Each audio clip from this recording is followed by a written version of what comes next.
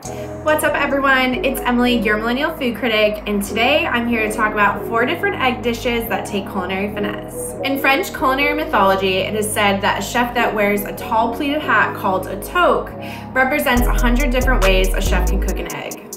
Needless to say, eggs are a crucial ingredient in the kitchen.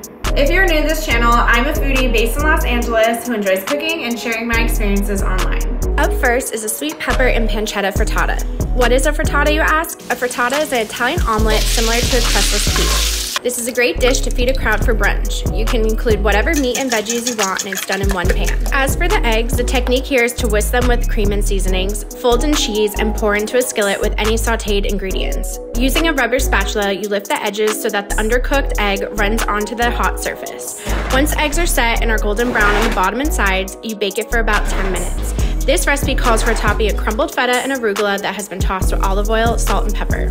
This particular frittata has sweetness from the peppers, saltiness from the pancetta, creaminess from the Gruyere and feta cheeses, and a bit of peppery kick from the arugula. Next, we have the French omelette. Unlike an American omelette, which tends to have a golden brown color, crispy edges, and the eggs are cooked through, the French omelette has a fluffy, creamy, almost wet texture in the inside and no browning. This recipe only requires a few ingredients: fresh chives, grated Gruyere cheese, 2 whisked eggs, and butter. The difference in the cooking process is once the eggs hit the pan, you have to constantly stir. I prefer using chopsticks as they make smaller curds. You still scrape down the sides, but once the eggs are set on top, you tilt the omelet to one side of the pan and continuously roll it up instead of one giant fold like the American omelet. You then smear more butter on top of the omelet and then sprinkle with chives.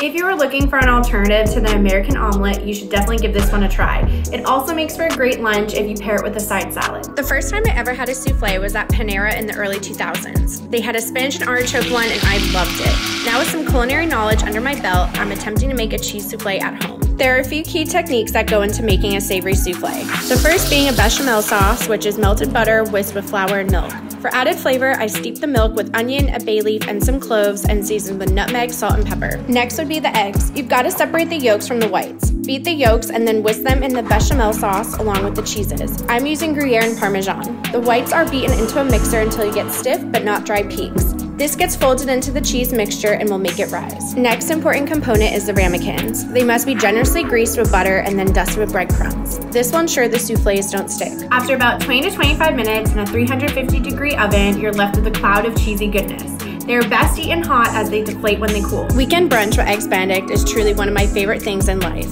Although I love a traditional Benedict with Canadian bacon, in this video we're going to make eggs Florentine, which is with sauteed spinach. You can't have eggs Benny without poached eggs. I'm convinced this is the only time Americans eat eggs this way. Vinegar is added to a pot of simmering water. With a spoon, make a whirlpool and gently drop the egg in for a few minutes. Whoever said it's easy to make hollandaise sauce from scratch is a liar. There are so many components that go into getting this mother sauce just right.